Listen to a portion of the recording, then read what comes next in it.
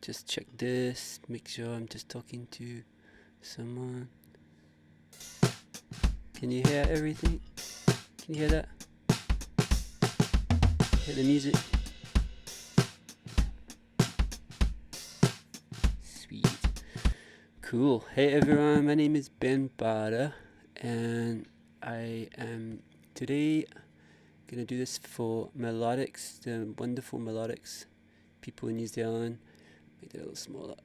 And I play drums. I play drums for a few artists such as Lorde and Broods and Jared James. A bunch of different. I got a few projects coming up, and I have a solo project called BB Normal. And I'm currently mixing my second EP while my friend Jimmy Mack is. So that should come out in a wee while, which will be exciting. So today I just wanted to chat about how I process my drums, make a beat. Usually I do this at the start of when I'm starting to tune out. I will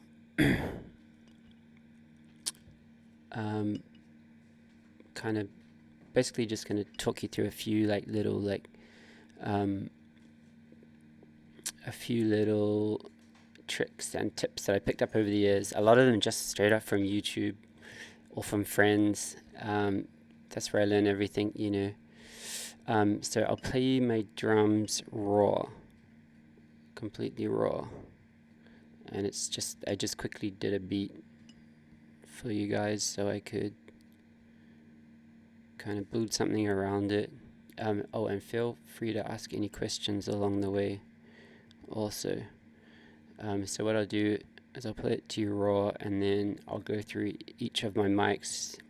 I have a little space. It's about 200 square feet, which I record drums in, and I'm slowly getting it sounding nicer, like treating it with treating it with kind of acoustic paneling and trying to make it a little liver and brighter. It's quite dead room, which you probably can hear. So here's the drums on their own.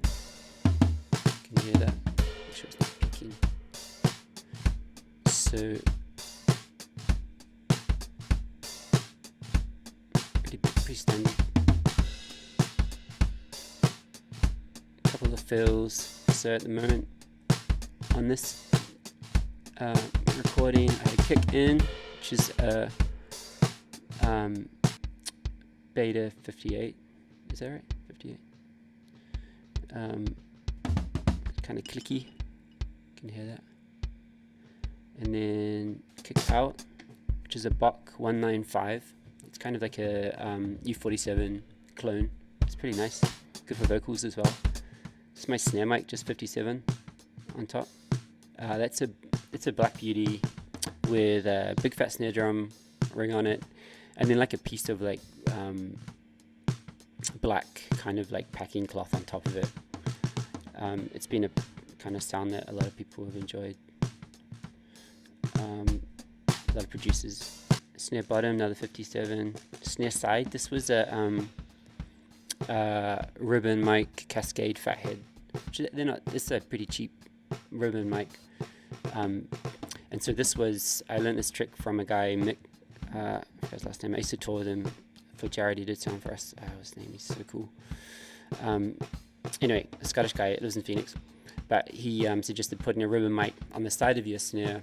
Kind of, you can move it towards a rack tom or towards the hi-hat, but it kind of sits in the side, and it's gonna be in phase because it's picking up both top and bottom head equally, and it just adds a bit more liveliness. It's kind of like putting like a kit mic, or some people call it a dick mic, on the kit to get like the ambience of the drum kit itself. Hi-hat, I used just 57 for that as well. Squash, this is the SM57. SM7, and that's going through a distressor, and so is the snare. Yeah, snare's going to distressor as well. And room mic, this is a Warm Audio U87, their clone. There's the kit mic. I'm still working on this. This mic, trying to get it sounding better. I've added a lot of acoustic kind of livening since this recording, so it's a bit liver. Overheads, 2 Coles, ribbon Cole mics overhead. They're going through AEA preamps. Rack tom. This was a C414, the BULS. Got 2 of those on the floor toms. And then this guy is just a crunch track, which sounds fun. That's just like going through UAD, and I make a bus send in console. See if I can drag this down. Yeah, in console, I won't be able to see it. But anyway, this here I have like I'll put like an amp impulator there, some EQ to get out any crazy stuff, crazy frequencies, and then like a good compressor or something, or a tape emulator, you know, just anything that you get really crunchy thing. And I feel that's really cool. You can, if you add it in and just bring it up, it just gives like a slight crunchiness, or you can use it as effect, whatever you're into. And I'll send that often with stems to a client if you know, I'll put it in with my mic stands as well, so they have like that option to play with. I think people like it. Yeah, so pretty much processing on these drums. By the way, I'm not saying this is the right way to do anything. It's just the way I do things. I've been learning, picking up tricks, so there might be better ways to do it, and that's totally cool. You're welcome to tell me as well. I'm still learning. We're all learning. So the kick, I'll just talk you through what I had on stuff. So kick, just a little bit of EQ. Pretty much just the FabFilter Pro Q3, just the most amazing EQ plugin. It's so nice. It has dynamic EQ, so you can kind of, it does like I think it's like light compression, but it just makes stuff sound more natural instead of being a hard frequency. It kind of softens those edges, and it's also got amazing features like, make sure you guys can see this, like the piano roll, so you can literally like click on click on this and you'll know we're on the piano what note it is, which is handy for doing sub info as well with kicks and bass. So the kick, yeah, boost it around bottom end a bit. Usually I like to boost my kicks around, what am I up to? Around 100. So this 114, this one's a little different. Often I'll go like this. Beef that up a bit. A lot of this low end information, it really helps to cut it out, because it won't seem like it's doing much. But if you've got that low end information on like every mic, eventually it just builds up, and so it's good to try and cut. It's high as well. I'm not so fussed about the high stuff, but maybe other people are. High, I try and go for like around a 3K click for the kick. This is a pretty bassy kick, and then add my kick out mic, which is pretty standard, nothing special, but it kind of adds a little bit more of the bottom end. Oh wait, I was on the wrong one there. Yeah. So this one I've got a bit more bottom end sub information going on, around the 40. This kind of stuff you feel in speakers, and it's can be pretty subtle, but also you gotta be careful with this, because it can suck a lot of life out the rest of your mix if your sub information is too slamming. So you really got to balance it out well. It takes a while to get low end information like kick and bass sorted, but I'm still like sorting it out. So those together, kind of a pretty natural. I wonder if that adjusts your volume. Sorry, don't know if that makes a difference. Maybe I'll turn this off a bit. Down and max out. Yeah, so that's my kick. And then always check your phasing when you're using heaps of mics. So phase, out of phase, there's no bottom end. Sorry, my neighbor's dog upstairs howls a lot, cries a lot. So if you hear some screaming, it's my neighbor's dog. Sorry about that. So this is out of phase. in phase, pretty obvious. But then I'll go through that, so I'll do that with the kick. I'll go right through like every mic basically, and you know, you can have all these in phase and then put one mic in the bottom and not check the phase, and it can ruin your mix. So you gotta kind of check everything. The really good guys just know how to set up their microphones in phase, which I'm learning, which I'll do on my preamps. So everything's going through preamps. So these are CAPI preamps and some API preamps. Snare, didn't do too much here. It's a pretty washy, like pretty gushy snare. I just use the preset snare to top, and then I'll adjust things like I often add a bit around 100. So I'll do like kind of, if you can hear, see that, adding around 100 just gives it a nice fatness to it. You don't do too much, just a little bit.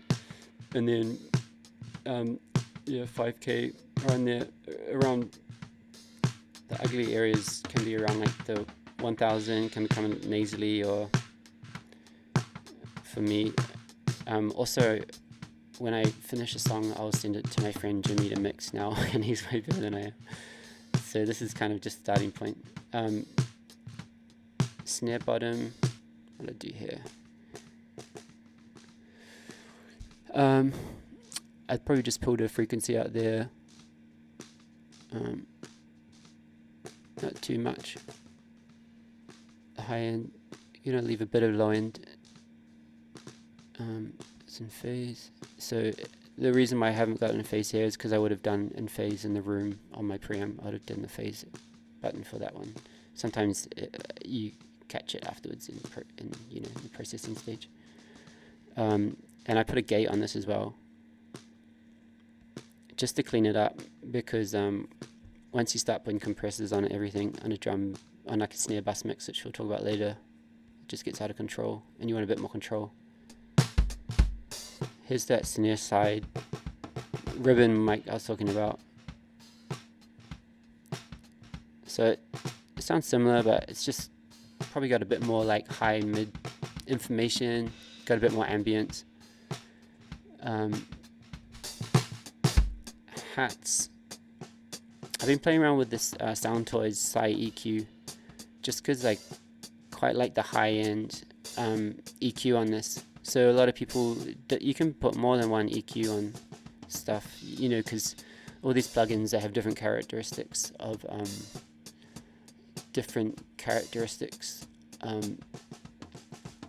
you know, sound qualities, and they'll try and emulate like different hardware, you know, like a Neve thing or whatever. So I think I had this on. This is a Neve. This is a beautiful EQ. I love this. It's not really doing anything though. A little bit of 700 out. I don't think that's necessary. We'll see later. And then for some reason I put a phase on it, and so that's just to make it sound a bit more like electronic or sample it. We'll look at it in the big mix. This is a squash mic. So this squash mic is a SM7, and it's pointing at the moment it's pointing directly down, kind of at my foot. So say the edge of the snare drum is here, the kick's in front of it, it's kind of pointing down, tucked in between where the snare drum meets the kick drum, pointing down. And it just gets the attack clicky of the kick, a little bit of butt end, the high information of the, you know, mid information of the kick, and it just adds a bit more punch to the kick. What have I done here? This one, pretty basic, just take around some of that low end information. Often with drums around 350, 450, around that area, that's a really problem area. Stuff can sound really boxy really fast. So I always, you know, it's a spot to look at, but not too much, because then it just makes it boring. See, that sounds like a KU inside some cardboard box. Yeah, let's just pull a little bit of that out. This is that thing I was talking about, the dynamic thing. You can just pull that down. or vice versa. You can put it up. I think it's some sort of compression thing, I don't even know. Sounds nice though. And then room, mic, I think you Jazz Flute 55, so sick, that's cool. Can chat afterwards. It's actually my wife. Very supportive.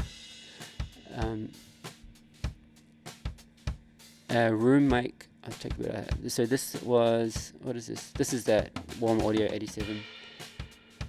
I'm trying to get this sound a bit better at the moment. But it just fattens everything out. What have I got on here? Pretty basic. Again with the 350. Pop that out. This is one of the Fab presets. Yeah, it's just pushing up a bit of the around 2K information. Another cool thing about this is you can do things like stereo placement, so you can get mid. So for example, you could take all the mid information, you know, and so it's just everything around there is just on the outside, not on the inside. It's pretty interesting. It's cool for synths and stuff actually. You can kind of shape sounds a bit better. Overheads. I'm lazy and I forget to switch my channels, so I've got a utility thing in Ableton which just swaps. It's just going to swap my left and right. This is the overheads thing that they did. Maybe it's a bit too extreme. Pretty standard. And then ragtime, just standard. This is the Ludwig 70s Ludwig concert tom, a really old one, and they sound amazing. And so I mic them up from underneath. So I put the C4 one underneath it. It's quite fun. It's a 14 and a 15 inch, and so I love the kind of clarity you get when you mic it from underneath. It kind of does its own isolation almost too, which is cool. The floor tom, sometimes you have to put a gate on it. So if you listen to this, every time the kick plays, so does the floor tom. It's kind of reamps it naturally. So I'd put a gate on, and then you'll just get those things. And then I've got just boosting the low ends there, really, not doing too much. And then it's the crunch track I was telling you about. Cool, got that out at the moment. And so from here I'll split out, you can put a EQ on here. I've done a pretty drastic one on this for some reason. We'll try it off for a while. Another plugin I love is Transient Designer by Native Instruments, and what it does is it works like the SPL Transient Designer and stuff, but it just tightens everything up. It kind of gets rid of the air or like snare rattle or room kind of noise, and you can do a tech as well. I can max that out, but I use that a lot. I've got a few questions up here. How long have I been using Ableton?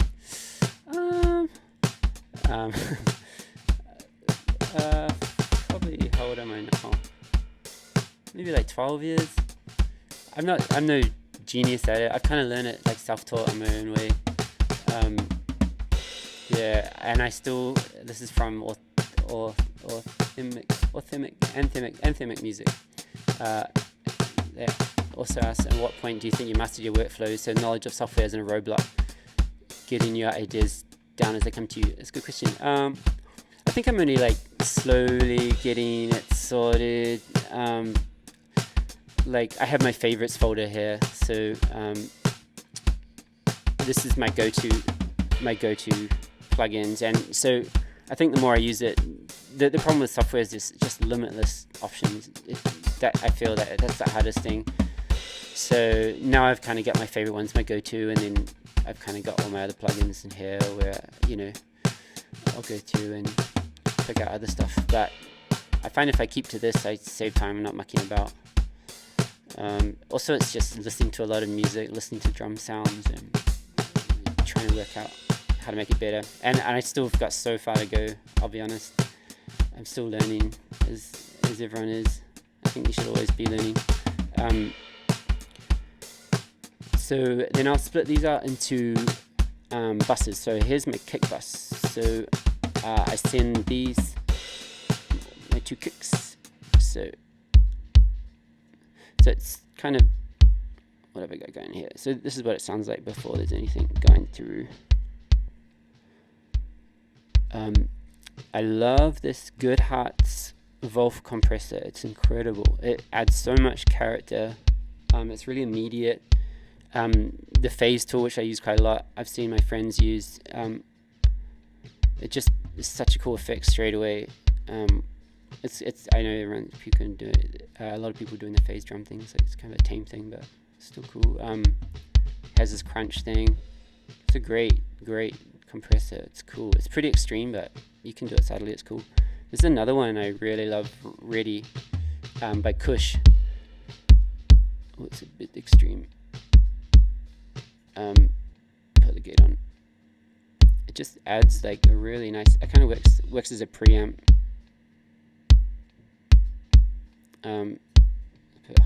My gain structure. I did it pretty fast, so my gain structure is a little bad.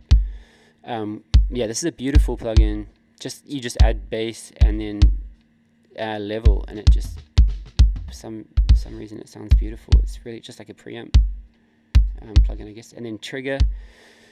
So I'll add trigger. This is Slate Trigger 2 to even straight trigger. So I'll have a browser here with all my folders, and now I have a bunch of different kicks and stuff. So I've added a kick just because on its own it didn't have much character for some reason that day.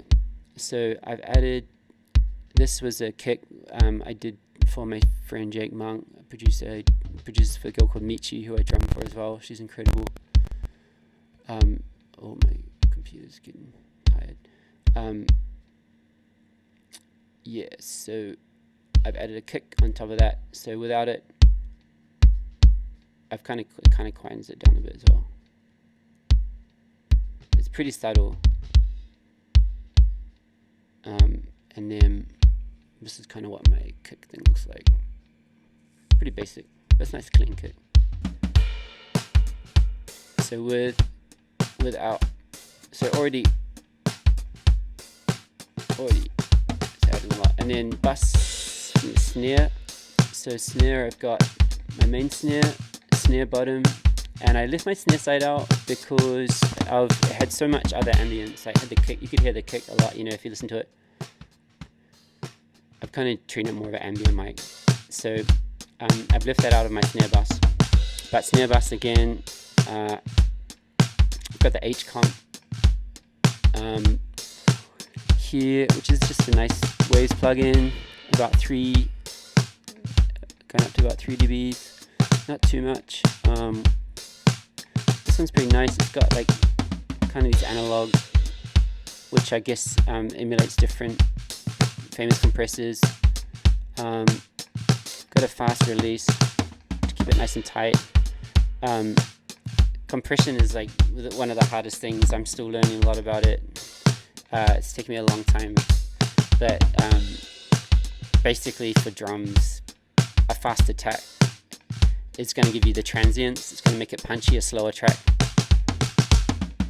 is going to kill that transient because it's I've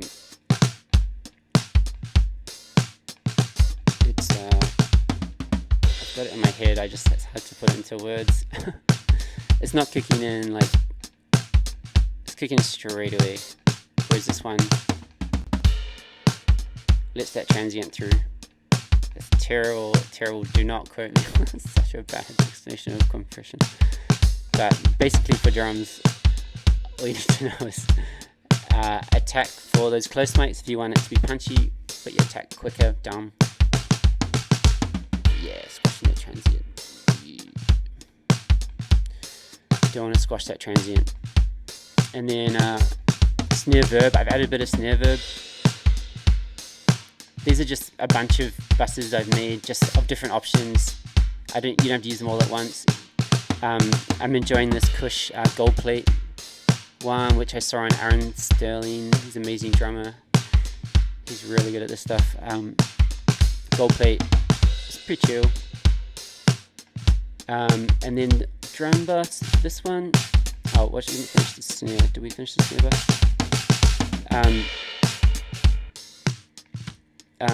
No. Did the Transient Designer again, just to tighten that snare up a bit without it, which could be cool for some people. UAD Neve again. It's just sounds beautiful. It's got a bit of high end. Took a bit of around 360, that boxy sound we were talking about before, and then added a little bit of 110. And then ready this one again. It's like, I don't know, it just adds something real special. I really like that plugin. And then I guess, of course, the Wolf compressor. That's compression. Sounds great. And like, there's no rules. You can put compressor after EQ, whatever, it's like up to you. Whatever you enjoy. This drum bus, I often do like crunchy, I'll do like a crunch track similar to this one, but I guess I'm trying to go for a nicer one. So this one I've just done it with a UAD compressor. It's with all buttons turned in, pretty standard. A slow attack.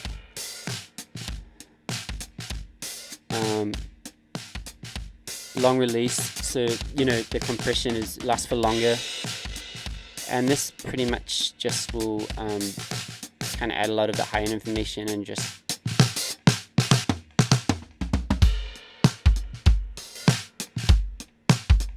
do it pretty subtle. That kind of thing. This room ambience, so what have I done there? This is the snare verb one.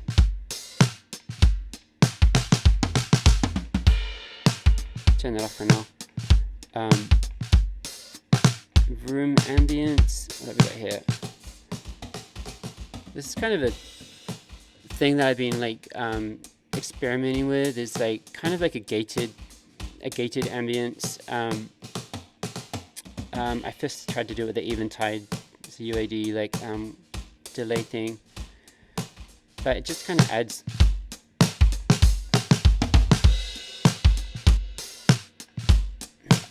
adding a short reverb which just fattens it out. It kind of sounds like a cool room. This is the UAD Ocean Wave Studios. This is incredible, especially if you're recording drums in a small room, a small dead room. This is a sick plugin to just add liveness. I'll turn everything else on. Yeah, and so it's just modeled off the Ocean Wave Studio. It's beautiful. It just sounds really natural. And then Decapitator. Here, it's kind of similar to the crunch track. Okay, it's pretty crunchy. Taking a bit of a low end, because I don't want the low end of the other buses to get on top of my kick low end. And then transient. So that's what I've done with this one, is to shorten that ambience, just to give it a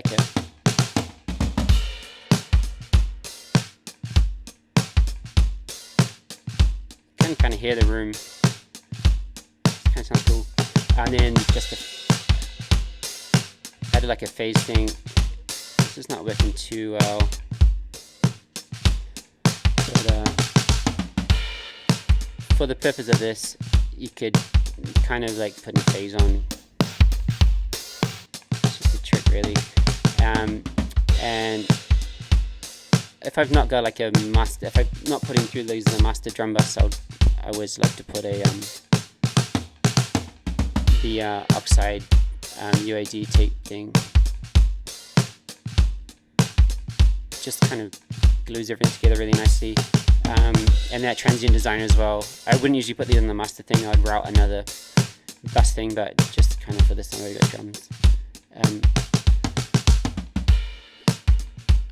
So yeah, this is the Transient thing again, which is really cool in a mix because it just tidies the drums, makes them more punchier, makes room for everything else, the other synths or whatever, guitar, the other instruments. And then another couple of tricks is, this is interesting. So I often have a lot of ambient stuff going on in my own tracks.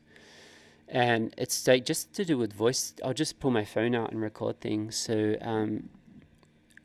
this one I was with my family in New York recently, just before everything went to hell over there. We got out just in time. We were on holiday, but we were walking through a subway, and we had this drummer, and it sounded so sick. So I just pulled my phone out and recorded it. Often I'll do that if I hear something and I've got extra time. You can hear my family talking in the background. And so we were walking towards him through this corridor, got closer and closer. And it's just interesting, it's cool. I'll get his name so I could credit him if I ever use this. I can go and find him one day. And we just walked past him and then we walked outside.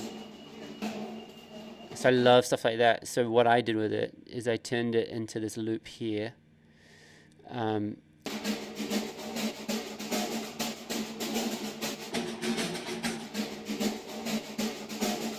that. I think that's in time. So if I add it in,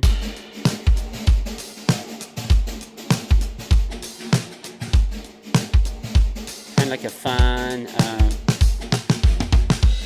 just vibe. Like if you put like ambient sound from the real world in, it just, I don't know. I love like music that takes you into a world, or like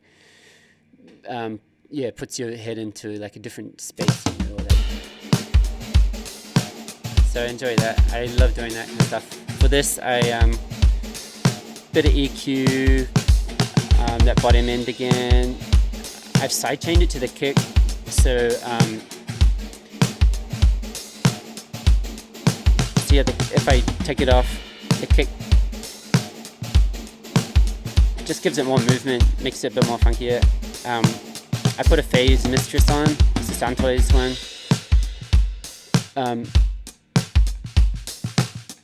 Turn it off. It's a bit of a arrangement. Turn that back on. Phase mistress, Transient Designer. To clean it up a bit. It's amazing. Clean up a bit. A pan man, just to give it a bit of movement. So I've gone from slow left to right. Just in your mixes, I find like subtle movement will really help keep their ears interested, So that's what I've done there.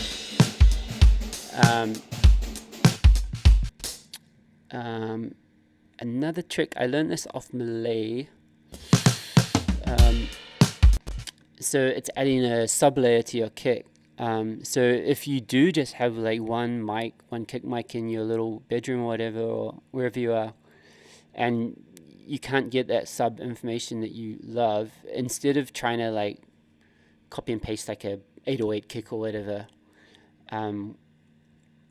I saw this how Malay was doing it, and I've done this in the past with snares, which will do left, but it's just cool to do it on kick as well.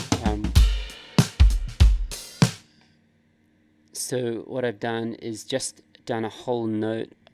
I've just hit a note of sub playing. I'll do that since only it's going through my kick. Maybe out here.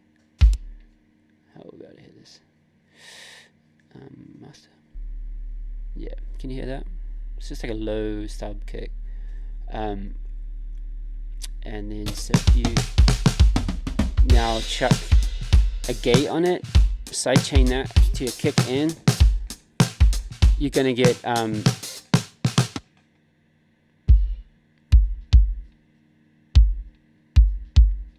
pretty subtle. Can you hear that? It's just like a really low end thing there, and you can adjust that note, like go in here and like tune it to your song. You know what I mean? And then you can automate that, so you could tune this kick to like your bass notes, whatever it, like your tune, the melody of your kick or whatever. So that's a fun one, and it can be pretty subtle. Again, you don't want it too loud because it can take over the mix.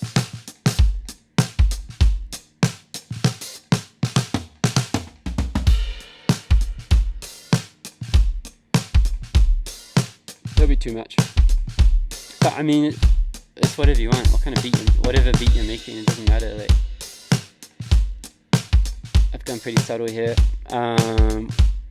What else have I done on this channel?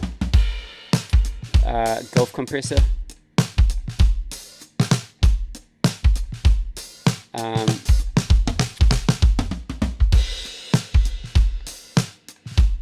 Just took a little muddiness out around here, around this area. Another area for muddy is 215. I've just kind of I'm just trying to isolate that one kind of frequency a lot there, with the EQ. And then now also you want to make all your really low kick stuff. You don't have to, but it's helpful to keep it mono. If your sub information is too wide, it just it takes over the mix and doesn't kind of like cuts a whole lot of room out for your other instruments, whatever's going in the mix. So I try and keep a lot of the kicks at least from like, kind of, you can play around with it, like kind of like 200 down. You want it to be mono. So this is a cool Brainwork saturator, and also you can add drive to it, some saturation to that. Pretty subtle, but if you add a bit, it just helps it stick out of the mix a bit more in speakers, especially if you have all this cool bass, low bass, really clean low bass playing in your headphones and it sounds sick, or your monitors, and then you listen to it on anything with no, like just small speakers, you're just not going to hear it. And so adding little bits of like, drive to it, a little saturation to your low bottom end, will make it stick out in the mix. But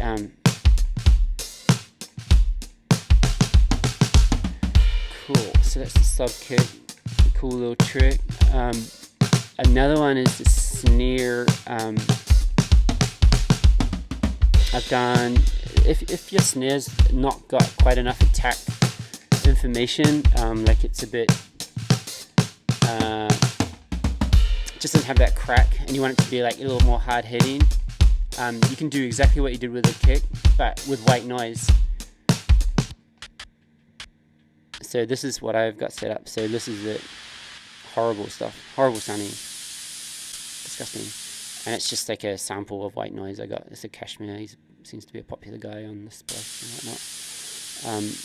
And so set the gate to the rest, my snare bus, and then valve compressor. You could just give it a bit more compression, and then shaped it a little bit. So if we listen to the snare,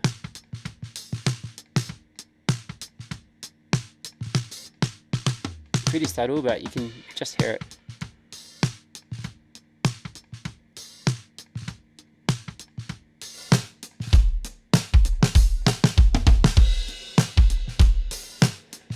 Yeah,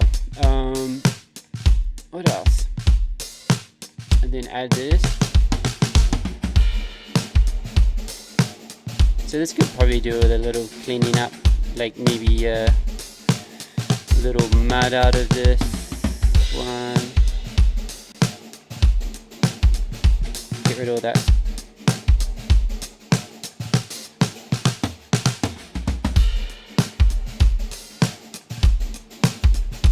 Just playing around really. Could add the Transient Designer to the master. So usually if I was going to do this in a mix with other instruments, I'd treat this master as another bus, so I could channel all these, or everything through this one bus, so I'd have one kind of drum master bus. It's a bit extreme. but it just kind of taking a lot of the air out often makes it more funky, I find.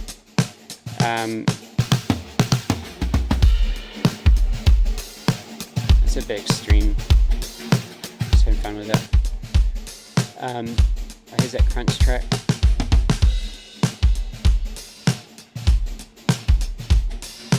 You can see how subtle that is. Phase bus. I'm not crazy about how that's sounding.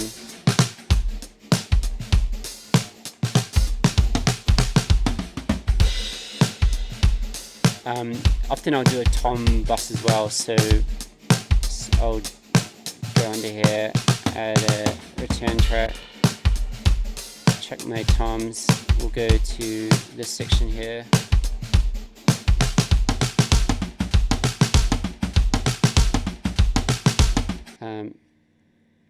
It's insane that we don't go mad from listening to small sections of songs on repeat. My wife goes mad.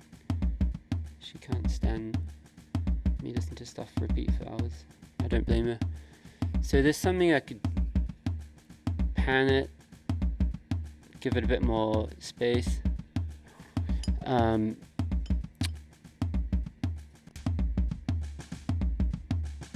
favorite of this is the 2-bus. And then this wow, the phase thing, all of a sudden just gives it space, you know, it kind of, and then it's sounding a little crazy, so clean this up a bit. So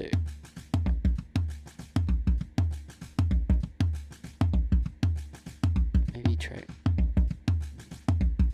put a chill gate on that.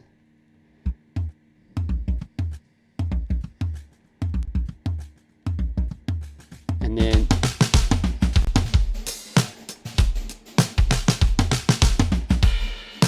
just loop it like this.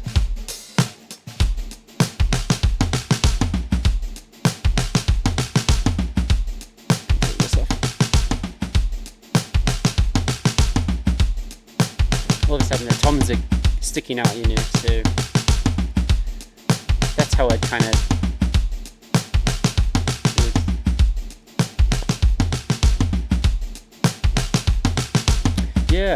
the last thing is just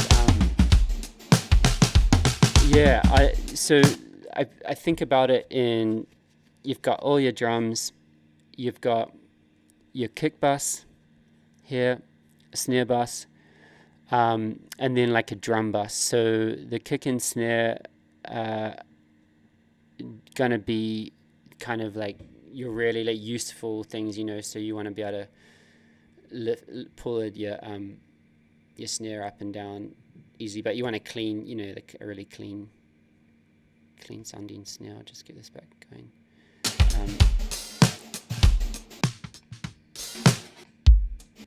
And then another drum bus, which I've started doing up here, and that's just basically you can put kind of compression with a slightly higher threshold, a higher ratio, because you want to kind of pull up all the detail and like the room ambience and stuff. That's the idea behind like the drum bus.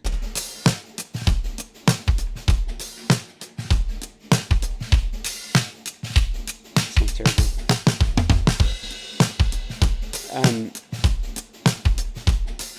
See, it's pretty subtle, but yeah.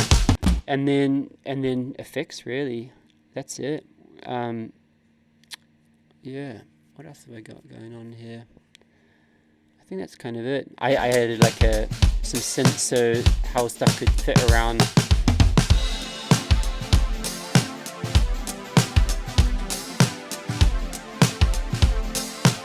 Add a bit of snare drive.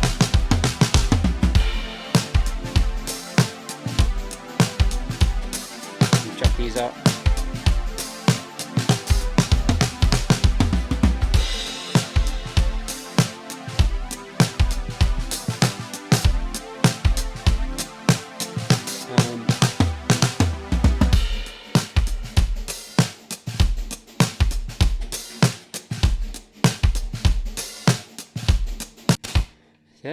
so that's pretty much it. Feel free to any questions. Not too many here. Yeah. What else am I going on? Oh, is my thing frozen? Maybe it has.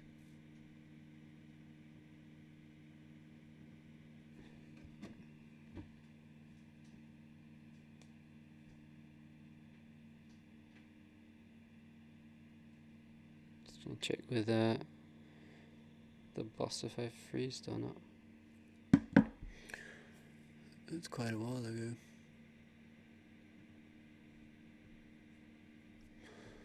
Cool. Well, that's kind of it today.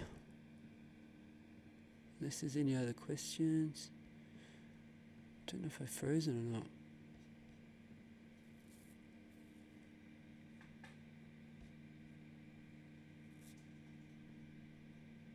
Let's see. Ah, yeah. We're still here. Are we? Yeah. Cool. Well, thanks so much. Thank you, Larry Pancake. Feel free to hit me up on Instagram or anything like that if you have more questions and advice. I'm learning. If you've got any tricks for me, I'd love to hear them. Always trying to learn. Sick. Thanks so much. Cheers.